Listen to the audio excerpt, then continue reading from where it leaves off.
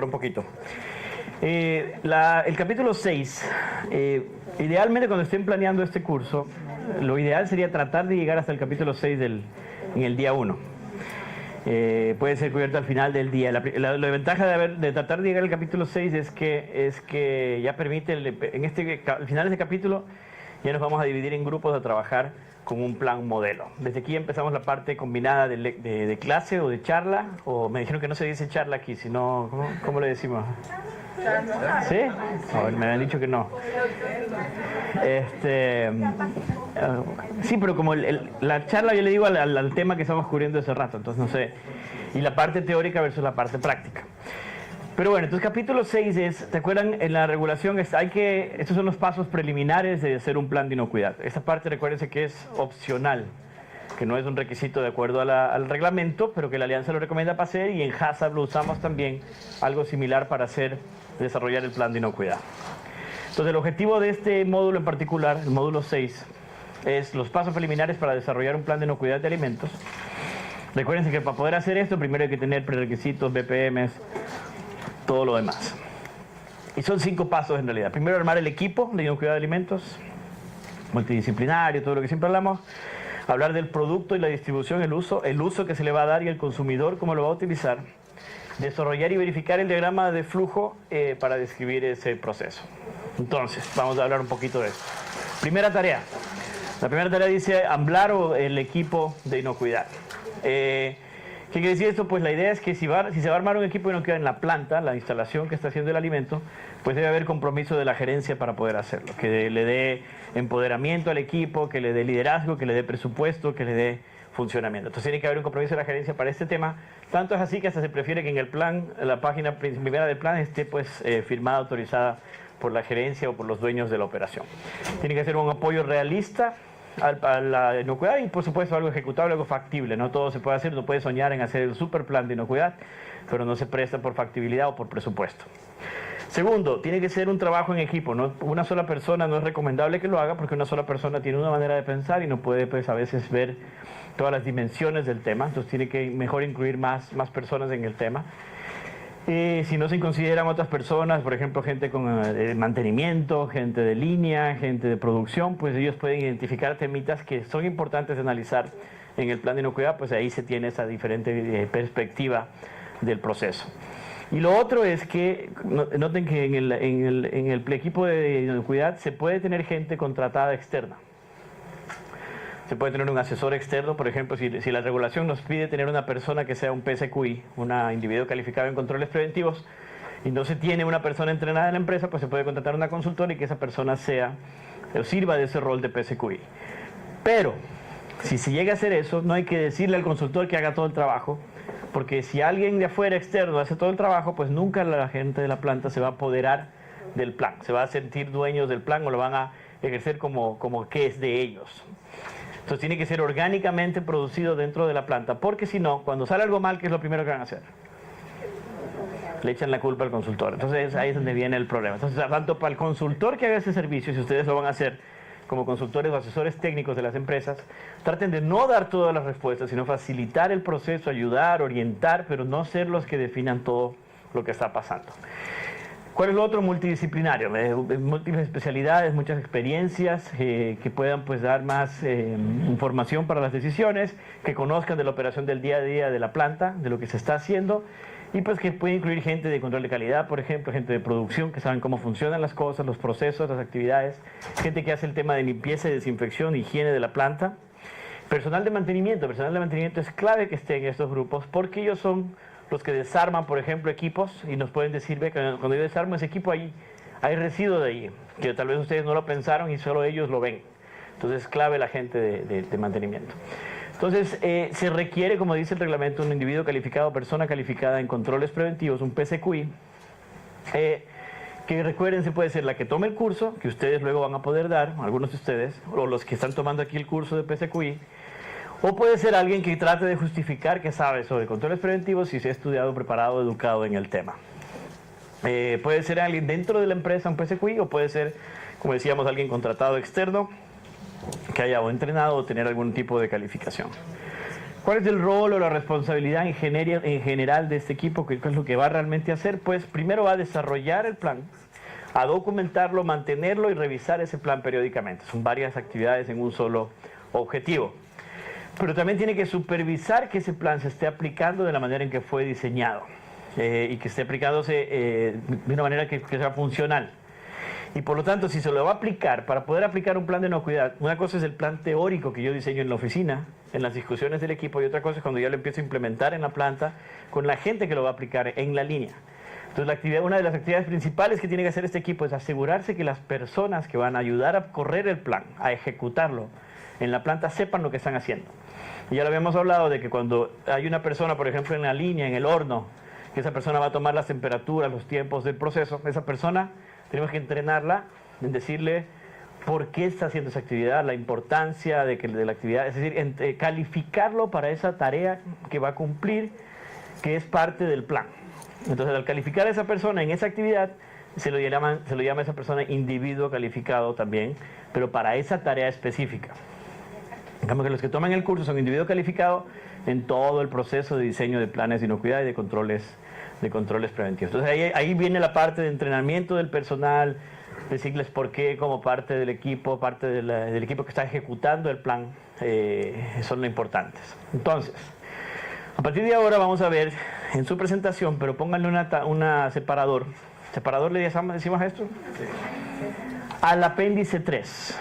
Entonces vámonos también al apéndice 3 y vamos a estar ida y vuelta con el apéndice 3. El apéndice 3 lo que tiene es un plan de inocuidad completo de un producto modelo que se utiliza como el currículum.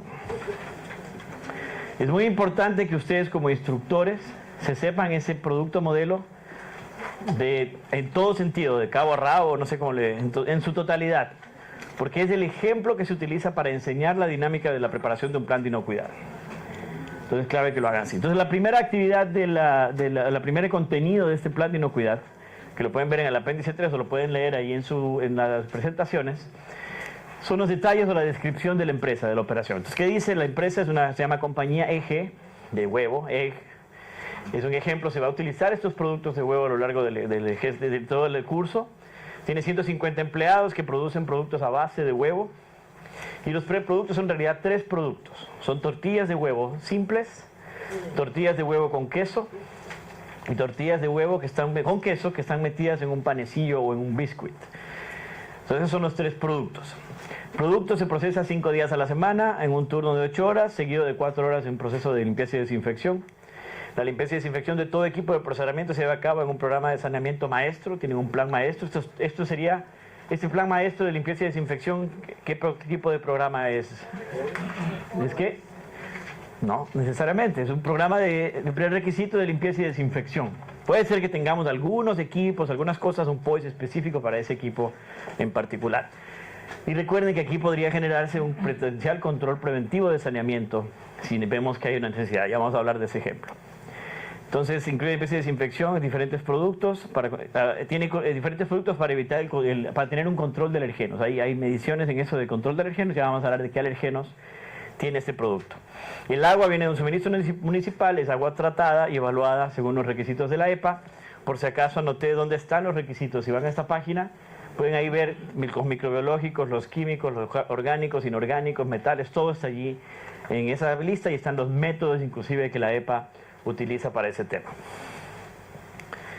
¿Qué más? La compañía practica la práctica de zonificación higiénica, es decir, separar zonas en la planta para evitar la exposición del producto cocido, las tortillas, a patógenos ambientales o alergenos que pueden estar en diferentes zonas de la planta. Los empleados trabajan en áreas de alto grado de higiene o áreas de alto cuidado, que se les suele llamar, y utilizan batas de color diferente, botas de color diferente dedicadas a esa zona. Entonces hay un aislamiento tanto físico de la planta como del personal que trabaja en esa zona.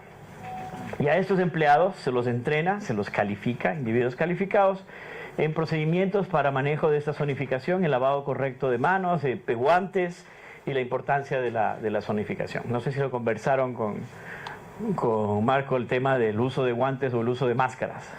¿Se debe o no se debe? Pues depende, es una de esas. La manera en que yo explico esta parte es peor Un guante mal usado que no usar guantes. Así de fácil. Y las máscaras son lo más incómodo que hay. Si alguien tiene lentes, peor. Y las máscaras se tocan todo el tiempo porque pican, porque molestan. Y si la mano está sucia, la tienen en la cara y se la ponen y están incubándolo en la máscara. Entonces, hay países que lo ponen por ley que se debe usar máscara y que se debe usar guantes. De a poquito hemos estado cambiando. Llevamos 3 países que hemos revertido esos reglamentos o requisitos. Y la idea es que se usen bien las condiciones y que sentido común se evite la contaminación cruzada por parte de guantes o por parte de oral. Pero perdón, ¿cómo sería conveniente entonces? ¿Podés hacerle los análisis a los manipuladores más, o sea, frecuentemente? ¿Lo haces 2 o 3 veces al año? Es que no hay que pensar en el manipulador de que la única razón de que va a contaminar el alimento va a ser de si está enfermo o no. Esto es un factor, un prerequisito. Y lo que más me preocupa es cuando un manipulador es portador y no lo sabe, ¿verdad? Sí, pues asintomático. Pues entonces ahí hay países, como decía, sí, eso sí lo conversaron, escuché, que piden el certificado médico. El FDA no pide nada de eso. Normalmente los estados, acuérdense que el FDA se aplica a nivel federal, todos los estados de Estados Unidos, pero a nivel estatal, cada estado puede ser que tenga un requisito de tener un certificado médico de los empleados de una planta de alimentos o de un restaurante. Pero no hay esa cacería de decir a todos los empleados, no existe ese requisito por parte del FDA de que tomen un examen médico.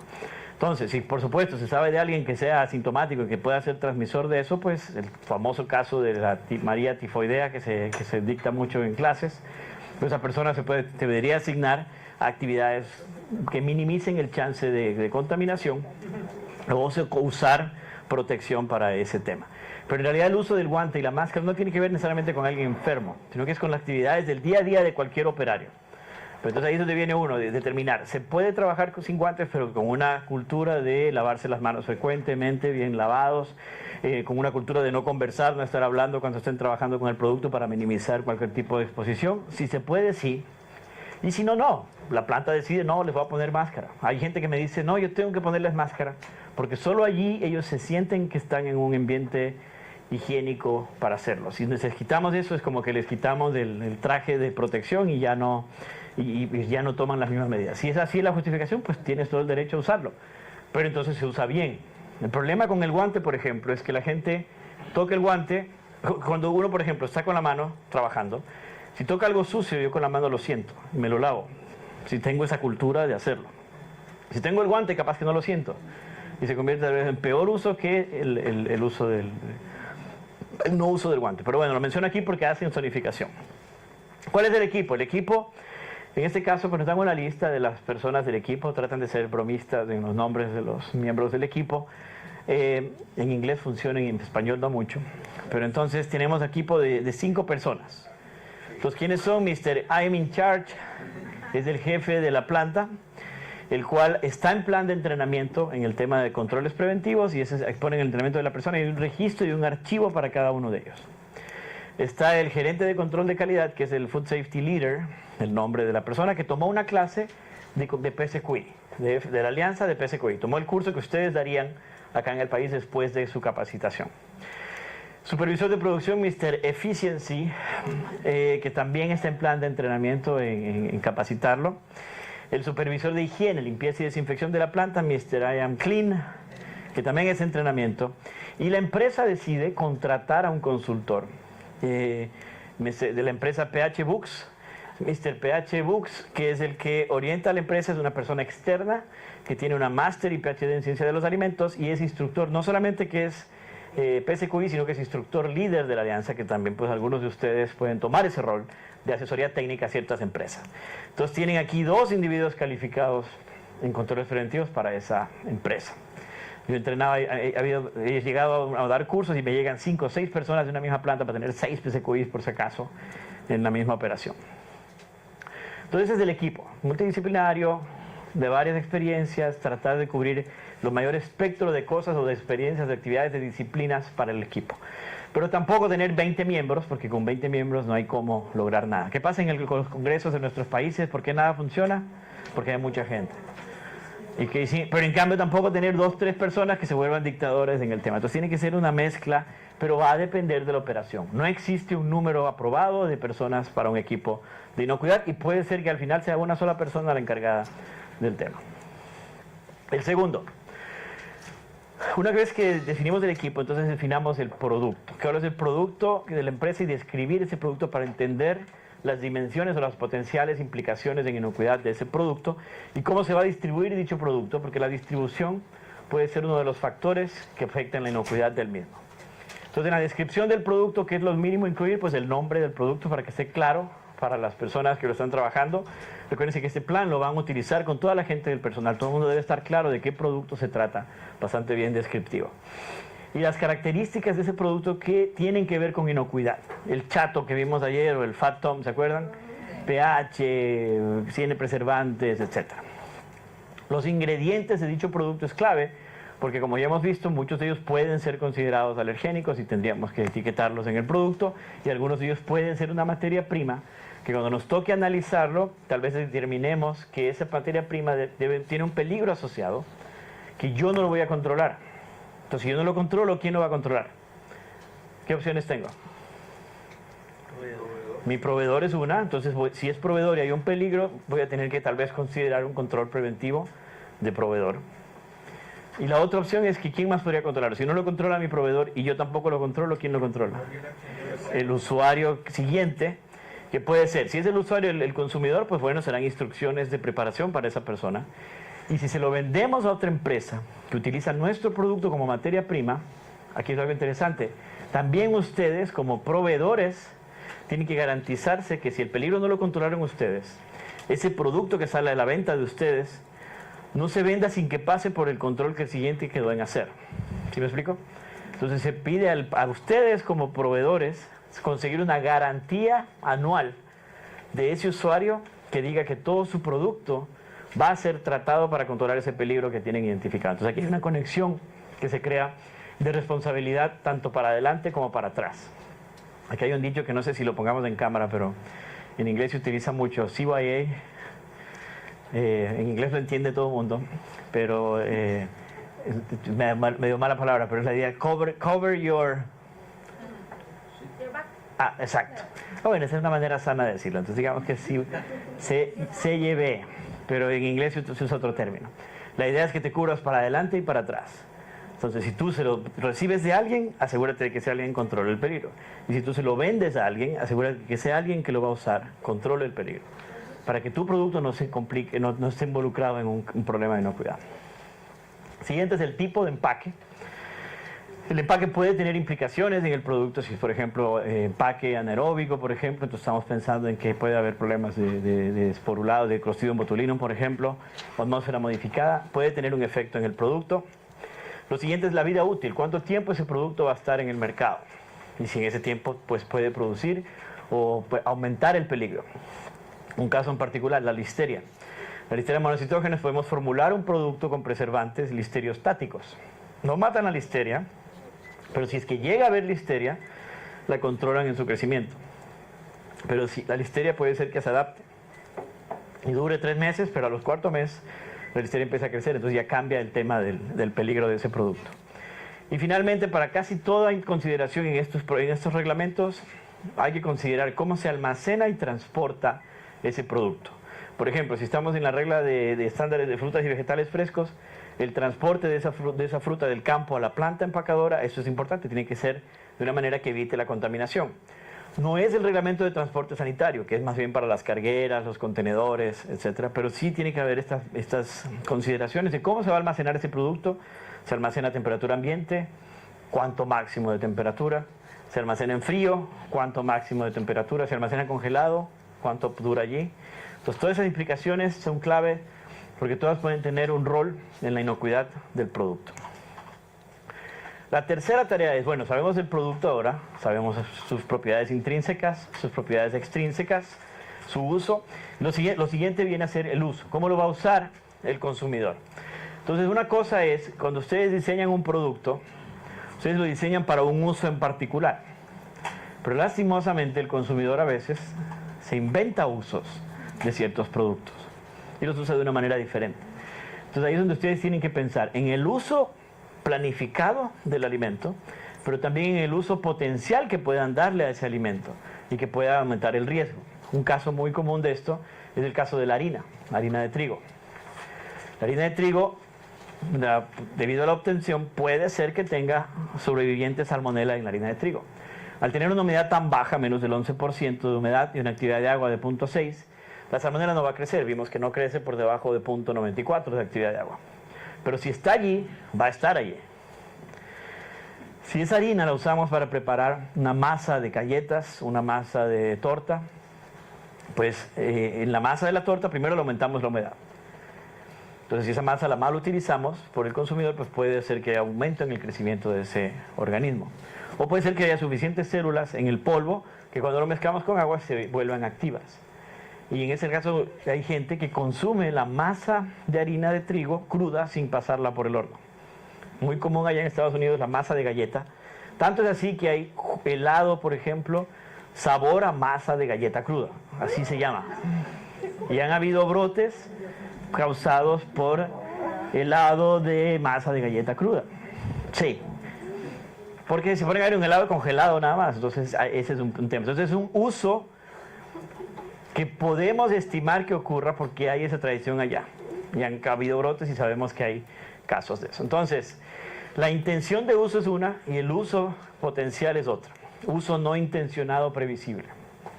Razonablemente. Tampoco van a pensar en que todo el mundo va a hacer cosas muy locas en la cocina. Pero este caso es un caso muy particular donde sabemos que mucha gente lo hace. ¿Qué más? Entonces, que esté listo, si es producto listo para comer, entonces ya tenemos que asumir que ese producto nadie le va a aplicar nada más y que sale tal como sale es como se lo van a consumir el consumidor. Si hay que calentar y servir, pues bueno, hay una etapa de cocción. Tal vez el calentar no significa cocinar necesariamente o destruir todo lo que está allí. Simplemente se le está calentando para que llegue a una temperatura que pues la persona prefiere comerlo. Cocinar antes de consumir ya es diferente, porque ahí se está diciendo llévelo a un punto de cocción, a ese producto. O si el producto, como decíamos, se lo venden a otra empresa que va a hacerle un proceso posterior, pues va a hacerle una cocción, va a ponerle en una formulación, etcétera, o combinación de estos usos. ¿Por qué son claves? Porque así con esto determino yo la dimensión de mi análisis de peligros para saber cuánto yo debo controlar ese peligro en base a ese uso que se le vaya a dar. Algo también importante es a qué consumidor se le está vendiendo este producto, cuál es el típico usuario que va a usar el producto. Una cosa es el público en general y otra cosa es si estamos diseñando productos, por ejemplo, para infantes o para asilos de ancianos, para personas que sabemos que su susceptibilidad potencial a una enfermedad transmitida por alimentos es más alta. Y pues si hay eso, pues puede ser que necesitemos ciertas instrucciones en el etiquetado que tengan que ver con inocuidad. Entonces, si pensamos eso, es un mensaje que hay que tener en el producto que tenga que ver con que mantenga refrigerado, cocínese antes de usarse, prepárese en el microondas de manera adecuada. Un ejemplo puntual del tema de productos de microondas. ¿Qué tan común es acá el consumo de productos de microondas? Si es poco, es un proceso que va subiendo. Y es porque la conveniencia de cocción en microondas es algo imbatible. El tema tiempo, el tema acceso a alimentos y desarrollo de productos convenientes. ¿Cuál es el problema del tema de uso de cocción en microondas? Hay productos que hay que cocinarlos en el microondas, no solamente calentarlos. El microondas, ¿qué es lo que hace? El microondas lo que hace es envía ondas y las moléculas de agua se mueven debido a la presencia de estas ondas.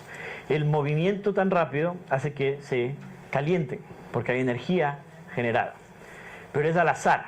Entonces puede ser que esta molécula de agua, por la manera en que le dio la onda, se mueva, pero esta de al lado no le dio directamente la onda, entonces no se mueve tanto, o no se mueve para nada. Entonces tenemos un producto, cuando tenemos un producto en microondas, ustedes leen las instrucciones que dice, sáquelo de la caja, perfore la película de plástico, por ejemplo, o le dice, y de ahí le dice, póngalo en el microondas en alto poder por tantos minutos, y ahí siempre hay un asterisco que dice, no todos los microondas son iguales, unos se comportan diferente, alguna cosa así, que hay la letra chiquita, digamos, se cubren ahí. Pero el siguiente paso, ¿cuál es? ¿Quién me dice? Esperar. ¿Quién le para bola a esperar? Dice ahí, espere 2 minutos o espere 3 minutos. Y la típica que uno va es que está pi, pi, pi, pi, guau, de una comiendo, ¿sí o no? ¿Qué es lo que pasa? ¿Cierto? Lo dice así con una convicción de que así me pasa. ¿Qué pasa? Ese producto, al yo comérmelo así, la espera está diseñada para que la molécula caliente a la de al lado y se transmite el calor uniformemente en el alimento. Si yo me la comí directo, esa partícula de helado que nunca se calentó, nunca llegó a cocción. Y si ahí había contaminación, me la comí fresquita. Entonces eso se ha dado muchos casos en productos, sobre todo cárnicos más que productos pero pueden ser que tengan una mezcla de productos acá. Entonces es el tema con estas instrucciones de cocción. ¿Y por qué es importante identificar al usuario? Porque, como decíamos, hay población en riesgo. Hay poblaciones que son más susceptibles a ciertas enfermedades. Por ejemplo, bebés, niños pequeños, ancianos, mujeres embarazadas y personas que tengan el sistema inmunológico afectado. Por ejemplo, pacientes de cáncer, pacientes con antibióticos, gente de hospital, etc. Para este tipo de productos se desearía tener controles adicionales necesarios para esos productos, como por ejemplo lo que se aplica para fórmulas de bebé, donde se hace una conserva, un tratamiento térmico bastante intenso, dietas especiales para ciertos pacientes médicos, alimentos para asilos de ancianos, alimentos de niños pequeños. Por ejemplo, hay ciertas restricciones, por ejemplo, que se le dice o se recomienda a las embarazadas no comer durante esa etapa cuando el sistema inmunológico está afectado. Bueno, entonces como decíamos, aquí vamos a empezar a utilizar tanto el capítulo 6 como el apéndice 3 en conexión, y ahí vamos a ver estas etapas que acabamos de describir para la empresa EG, que es las tortillas de huevo. Entonces tenemos el formulario que casi siempre va a tener un encabezado. No existe un formulario perfecto, no existe un formulario requerido. Cada planta decide cómo armarlo. La recomendación de la alianza es que para facilitar el entendimiento y el uso de las personas en la planta, en el encabezado se incluya como mínimo el nombre específico del producto o productos. Miren que aquí están 3 agrupados. Dice tortilla simple de queso y biscuit con tortilla de queso. Nombre de la empresa y su dirección, la página, la fecha y cuándo se actualizó ese documento. Y ahí viene la tabla de descripción del producto, donde hablamos del producto, la distribución, consumidores e intención de uso. ¿Cuál es el producto? Dijimos 3 tortillas. Tortilla simple, tortilla con queso y tortilla con queso metida en un pan, en un panecillo. ¿Cuál es la descripción? El producto se vende congelado, pero está cocido, está hecha la tortilla. Esta tortilla de huevo cocinada con o sin queso, pH 7 algo, acuérdense que la clara de huevo es el único pH alto. Y la actividad de agua es 0.98, significa que cualquier patógeno puede ahí crecer sin problemas. Por supuesto, en congelado no. Ingredientes, dice las 3 productos. En la de simple los ingredientes son huevos, leche que le ponen al huevo mezclado, aceite y sal para su cocción. Algo similar está en el de queso, pero tiene además de leche, de estos ingredientes el queso. Y en el caso del biscuit con tortilla de queso tiene todos estos ingredientes más el panecillo de trigo con el que va. El empaque, bandeja de cartón cada una con con papel de plástico, está enrollada en papel plástico, insertadas en una caja corrugada. Así se venden estas tortillas. ¿Cuál es el uso? Esta planta está vendiendo este producto, se considera listo para comer, porque ya viene frito. Entonces ya al llamar un producto listo para comer, entran un montón de consecuencias que vamos a ir hablando. Se calienta típicamente a una temperatura de mantenimiento caliente, es decir, temperatura de mantenimiento caliente es diferente a lo que es temperatura de cocción. Por ejemplo, ese producto no es que se recocina, sino se calienta para servir. Por ejemplo, en un restaurante, en un hotel, en un buffet, donde la gente compra esas tortillas, las calienta y miren que dice la temperatura de mantenimiento en caliente es de 57 grados centígrados. ¿Por qué 57? Porque en 57 se mantiene caliente a una temperatura agradable para el consumidor y por debajo de 55 ya puede empezar a haber cierto crecimiento de algunos organismos. En vez de estarlo manteniendo caliente, lo estamos incubando al mismo tiempo. Por eso es que los buffets a veces son problemáticos, porque cuando tenemos un buffet, que lo vamos a ver en el almuerzo, tenemos estas bandejas calentando el producto, ¿no es verdad? Entonces se supone que tienen que estar calientes. Normalmente un hotel pues tiene que manejar el tema de la temperatura mayor a 57. Pero ¿qué pasa? Mientras más alta es la temperatura, más empieza a secar. Y si hay mucha espera, cuando por ejemplo si hoy día salimos tarde y vamos tarde al almuerzo, va a empezar a secarse mucho más ese producto. ¿Qué más pasa? Al abrir y cerrar la tapa, ¿qué pasa? ¿Qué sale? Vapor, y el vapor significa que se está evaporando de la superficie del alimento. Esa superficie al evaporarse se enfría. Entonces puede estar por debajo de estos 57 grados centígrados. Entonces ahí es donde hay que ver si no se está incubando y por eso hay muchos problemas a veces en buffets. Bueno, entonces para paletizar, el calentamiento se lleva a cabo utilizando o microondas o horno de convección o horno de inducción. El usuario puede descongelar a temperatura de refrigeración durante la noche para reducir el tiempo de cocción. Miren, aquí hay instrucciones de uso. Saque la tortilla, póngala en refrigeración el día anterior antes de utilizarlo. Una consulta. Me pareció que dijiste 57 grados. Ajá. Mínimo. Para mantener caliente.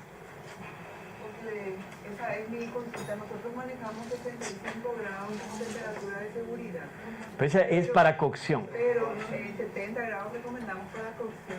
Exacto. Pero Es cocción. para mantenimiento podemos decir 57. 57 grados. Sí. Ya es como para Exacto. Son dos cosas completamente diferentes. Y por supuesto la relación de tiempo, temperatura-tiempo, ¿verdad? No, en ese caso por encima de 57 no importa el tiempo, pero créeme que en un par de horas no va a haber humedad y va a haber producto, nadie lo va a comer. Sí. Está bien cocido, porque Claro. No, 57 no es temperatura de cocción necesariamente.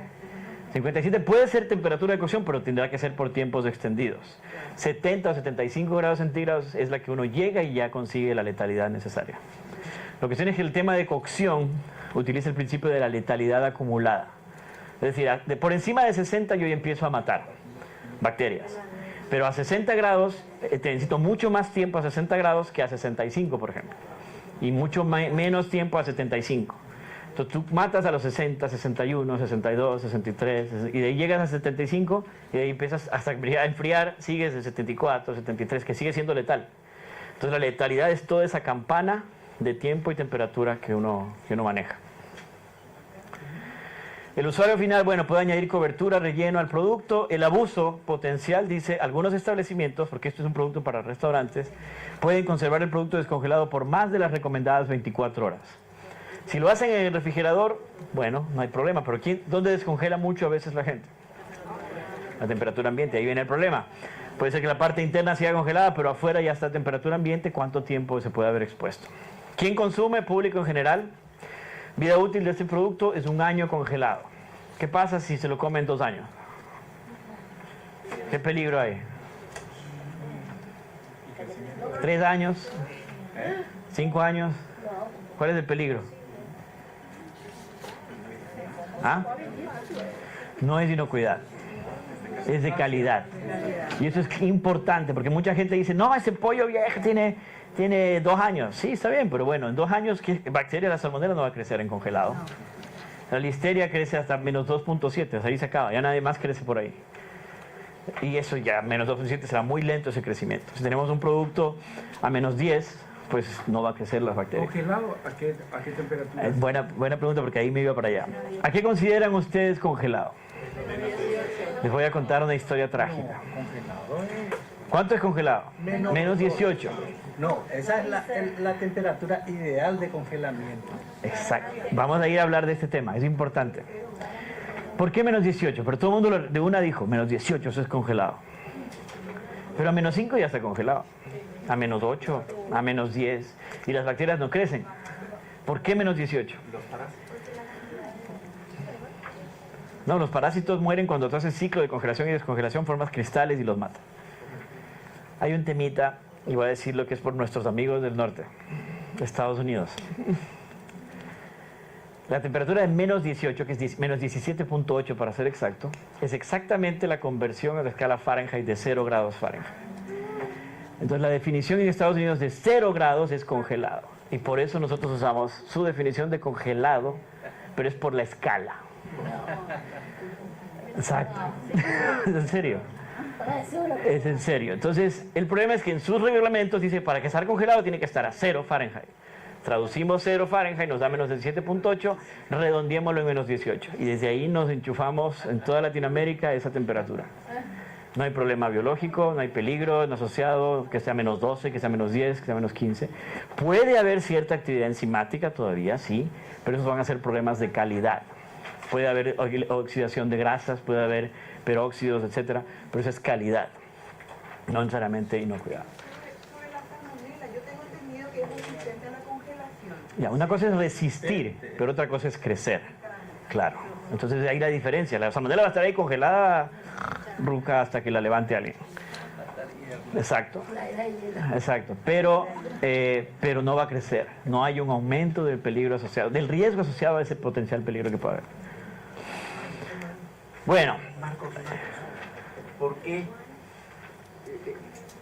¿Por qué en la mayoría de los... Abajo. ¿Aló? ¿Por qué en la mayoría de nuestros países se puso como norma el menos 18? Ya te lo acabo de decir. Claro, entonces podría ser menos 10. Exacto. Por temas biológicos, de peligros biológicos, sí. Las normativas generalmente de las multinacionales, una Exacto. cadena o algo Sí, ya, pero te estoy dando de la raíz.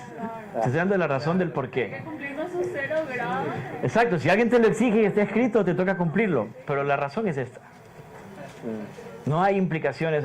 Y por eso un producto que tiene más de 2 años congelado, no es que es peligroso para mí, pero puede ser que sepa mal. Puede ser que la textura esté fea, puede ser que tenga una textura destruida por los ciclos de congelación y descongelación del congelador. Pero el producto nunca va a pasarse en congelación a una temperatura en que va a haber crecimiento del patógeno. Doctor, ¿en qué norma menciona la temperatura esta? ¿Cómo en qué norma? ¿En qué norma en los Estados Unidos menciona? En cualquier parte donde diga carnes congeladas, por ejemplo, te dice a 0 grados Fahrenheit. Claro. Sí. Y de ahí, al traducir nosotros, tradujimos no, y ni siquiera fuimos, o sea, somos hasta redondeamos a 18, porque no es 18, es menos 17.8. Podría ser 17. Podía haber sido 17, exacto. Pero bueno, nos tiramos la soga al cuello gratis. Pero esto lo he venido conversando ya con algunos ministerios, algunos países, y ya lo están tomando en cuenta. Así que espero que se haga... lo que debería decir es que esté congelado a una temperatura que controle los peligros. ¿Se acabó? Y ahí dejar que la empresa decida a qué temperatura controla los peligros. Y que decidan ellos si menos 18 les sirve para mantener la calidad de ese producto por la vida útil que ellos generan. Pero no ser prescriptivos a algo que no está basado en necesariamente proteger al consumidor. Ahí es donde voy con mi comentario. Bueno, congelado y pues bueno, aprobado por la persona, el Food Safety Leader acá y el ejemplo de la empresa. ¿Qué más? Cuarta tarea. Desarrollar el diagrama de flujo y describir. De nuevo, no es requisito tener un diagrama de flujo. Repito esta historia que siempre la cuento. La que escribió, parte que escribió esta ley se llama Jenny Scott. Ella dice que el mejor análisis de peligros que ella vio una vez era un libro, básicamente, una historia. No había diagrama de flujo en la empresa, sino que le iba diciendo, se hace esto, párrafo tal, se hace esto, párrafo tal, y contaba una historia. Entonces no hay un requisito, pueden mostrarlo como ustedes quieran al inspector, pero el diagrama de flujo ya es una herramienta que mucha gente está familiarizado y lo utilizan como hoja de ruta para el manejo de un plan de inocuidad. Es importante, describe el proceso porque nos permite incluir las etapas de ese proceso. Nos forma como un mapa mental inclusive. Incluye este flujo, diagrama de flujo debería incluir los reprocesos potenciales que puede haber. Por ejemplo, que hablábamos hace un rato, nos sobra producto acá, entonces lo ponemos en formulación de nuevo y lo remezclamos en la etapa de mezcla, por ejemplo. Entonces ese retorno se convierte ya en un paso que debe estar incluido en ese análisis de peligro después. Y además del diagrama de flujo siempre es bueno acompañarlo de una descripción por escrito de esa actividad. Porque en el diagrama de flujo solo ponemos el nombre de la etapa, pero no vamos a poner detalles como por ejemplo tiempo, temperatura, características, parámetros de esa actividad. Entonces, para el ejemplo de la empresa de huevo, hay un diagrama de flujo, lo pueden ver allí o lo pueden ver, como les digo, en el apéndice 3. Y pues nos tiene diferentes etapas del proceso. Primero es la recepción de todas las materias primas. Entonces, ¿qué dice? Recepción de empaques en esta etapa. Y aquí noten que pone ahí el ejemplo de cuáles son los empaques. Eso no hay que ponerlo, pero aquí lo ponen como fines didácticos. Recepción de ingredientes estables. Estable significa estables al ambiente. Aceite y sal. Recepción de ingredientes refrigerados, en este caso, son los huevos pasteurizados. Esta empresa utiliza huevo ya procesado, es decir, huevo en caja, en cartón. Y dice que son pasteurizados, así que pasan por un tratamiento térmico. Líquidos, la leche pasteurizada y el queso procesado. Y el otro lado está recepción de ingredientes congelados, que ellos reciben el panecillo, lo compran a otro proveedor. Es decir, el panecillo ya viene listo de otro proveedor, pero viene congelado. Luego pasa a las etapas de almacenaje para cada uno de ellos. Y de ahí pasamos ya a una etapa activa que es la mezcla de ingredientes. Está la mezcla de ingredientes, huevos pasteurizados líquidos, leche pasteurizada, queso y sal, se hace la mezcla. Pasan a una etapa de cocción. En esta empresa son sartenes. Sartenes de cocción son mesas de cocción donde hacen el proceso de cocción manual del producto. Se ponen todos los ingredientes. Luego de terminar la fritura, desde ahí el producto se volvió listo para comer. Se acaba de convertir en un producto de alto riesgo, porque todo lo que lo toque de ahora en adelante, mientras está expuesto al ambiente, se puede convertir en una exposición ambiental a un patógeno, por ejemplo. Después de esa etapa viene el ensamblado, que es en el que se enrolla la tortilla de huevo en un plástico, envoltura en la bandeja, de ahí pasa a un proceso de congelación IQF en un espiral, pasa por un detector de metales, luego se viene el ensamblado del cartón de etiquetado, se llena, pesa y se etiqueta el producto para meterlo en su caja adecuada.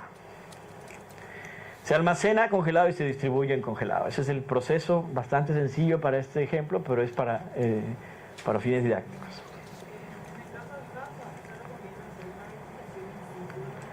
¿Me puedes repetir más alto? Sí, ya viene. También. En todo lado hay que hacerlo, porque una cosa es lo que diga en la oficina y otra cosa es cuando uno baja y aterriza, no es lo mismo. Así que la verificación del diagrama de flujo es parte de la actividad. Y la siguiente etapa, como van a ver ahí en el material, es la descripción ya del proceso per se. Entonces, cada una de estas etapas descritas con más detalle. La sección de ingredientes, cómo se hace, qué se hace, qué condiciones se almacena, etcétera.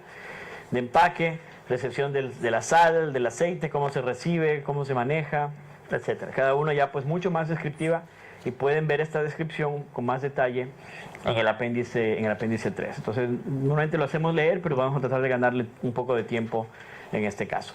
Y la quinta tarea es justamente lo que decían, de verificar que este diagrama de flujo realmente ocurre tal como lo diseñamos de arriba, o abajo, no sé, donde tengan la oficina. Entonces tenemos el diagrama de flujo y lo verificamos y anotamos una sección más para firmar diciendo que se verificó y se actualiza la fecha de esa verificación. Por ejemplo, una cosa que van a notar es que aquí le falta la etapa de recepción de almacenamiento de ingredientes congelados. Y pues siempre mucha gente dice, entonces bueno, si es una observación, le falta, hay que hacerlo. Y estaban tomando fotos. Bueno, en resumen para esta presentación del capítulo 6, y vamos a empezar ya con el ejercicio. La idea es armar el equipo y que sea multidisciplinario, que tenga compromiso de la gerencia, describir el producto y describir la intención de uso para saber pues, información importante para el análisis de peligros, desarrollar el diagrama de flujo y verificarlo para que nos ayude a armar ese mapa mental del proceso y facilite el proceso del análisis de peligros. Entonces, ahora sí nos vamos con el primer ejercicio formal del curso y lo que vamos a hacer es nos vamos a dividir ya en grupos y de aquí en adelante pues trabajemos en estos grupos para que ya se instalen en una sección de la sala. Somos 25 personas, por lo tanto, y tenemos 5 planes modelo para trabajar. Entonces vamos a hacer 5 grupos de 5, exactamente. La alianza tiene 7 modelos ya publicados. De esos modelos, oficialmente están traducidos 5, pero nosotros traducimos este fin de semana uno nuevo, de los nuevos que están en inglés, que es de arándano azul, y lo vamos a utilizar por primera vez, así que vamos a ver qué tal nos va con ese modelo nuevo. Entonces, le vamos a asignar un caso a cada grupo y mientras en la clase vamos a utilizar el ejemplo de las tortillas de huevo para dar las charlas, ustedes van a ir trabajando en su plan modelo con su alimento modelo. ¿Okay? Entonces, para hacer este proceso más democrático y para separar la gente que está junta del mismo lugar. Sí, exacto, sí. No, yo soy dictador aquí, dictador. Y no. ¿Saben qué es lo más chévere de trabajar en grupo? Encontrarse con gente que nunca uno ha trabajado y que le toca trabajar. No, pero acá sí falta la clínica, médico. No. Entonces, solo por eso hacemos el cambio. Así que hacemos, y vamos a hacerlo así. Entonces cada uno diga un número del 1 al 5 y el grupo se va cambiando. Y ahí vamos poniendo grupo 1, 2, 3, 4 y ¿dónde entra el 5? Y el 5 puede ir al... Son 5 mesas. No, pues se van separando. Bueno, entonces 1, 2, 3, 4, 5. 1, 2, 3, 4, 5, 1, 2, 4, 5, 3, 4, 5, 2, 4. ¿y dónde está mi quinto? acá.